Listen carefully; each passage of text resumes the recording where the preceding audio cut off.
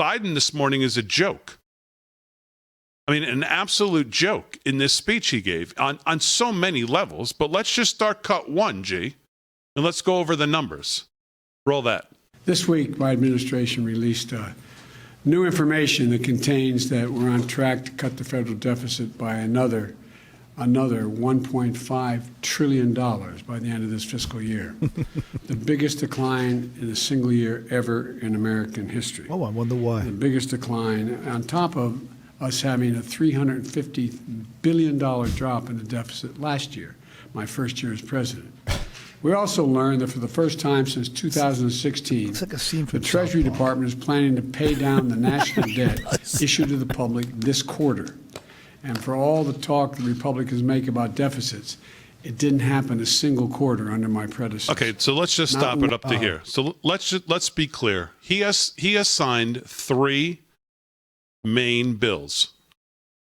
The American Rescue Plan, $1.9 trillion cost. The infrastructure bill, $250 billion net cost. And the March Omnibus bill, approximately $200 billion cost. He has not cut anything. The 2022 deficit is projected to be 40% higher than before the pandemic. I don't know what this math he's trying to get by with, or he just thinks people are just going to buy it, or he thinks people don't understand expiration of spending that hasn't been spent and how that falls off the. I don't know what who's telling him he can get by with this, and maybe he can with some people, but this is just pure nonsense. That he's cut the deficit, $1.9 trillion, $250 billion, $200 billion. If you use the 2021 deficit as a starting point, $1.9 trillion American Rescue Plan pushed that deficit up in 2021. So you can't inflate the starting level and then take credit for reducing it when you didn't spend the money that was allocated from the pandemic. So it's just pure nonsense. Actually, they can, Damon. They do it all the time. Either that or they're just write it. Just followed up this story with guaranteed facts. Right. But they just write it for him, and they know he's just going to read it. He doesn't understand. He probably doesn't understand it. They're just like, what's going on? Oh, these are it's good, right? Oh, okay, good. That's the way it is. The guy doesn't. He struggles to have a sentence complete. Well, the sentences that he does have complete, he tries to not one time. He tries to give you this show to kind of draw your attention away from what he's actually saying in these numbers, which are phony baloney. Utter phony baloney made up, not nowhere near the truth of how these numbers actually work. That's like that's a Rick Ammirati saying, phony baloney. Yeah. Good gravy. Show. All right, continue, Jay. Go ahead. Once.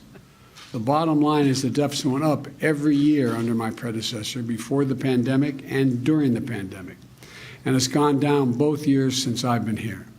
Period. They're the facts. And why is it important? See, like that. Because bringing down the deficit is one way to ease inflationary pressures in an economy where a consequence of a war and gas prices and oil and food and it's a different world right this moment because of Ukraine and Russia. We reduced federal borrowing and we help combat inflation. This process is a great deal, is good news, but it didn't happen by itself. The previous administration increased the deficit every year it was in office, in part because of its reckless $2 trillion tax cut. I know you're tired of hearing me saying but a $2 trillion tax cut that was not paid for. And a tax cut that largely benefited the biggest corporations, 55 of which earned $40 billion in profits and paid not a single penny in income tax in 2020. Again, it's such an oversimplification of something that most people don't understand. They just hear him say that and they go, my God, I can't believe that. Mm-hmm. And it is so absolutely misleading in what he says when he talks about taxes, corporations, when he demifies the 1%. He lies about the 400,000 not paying any penny, and doesn't mention inflation. He just consistently lies through his false teeth that he can't keep in his mouth.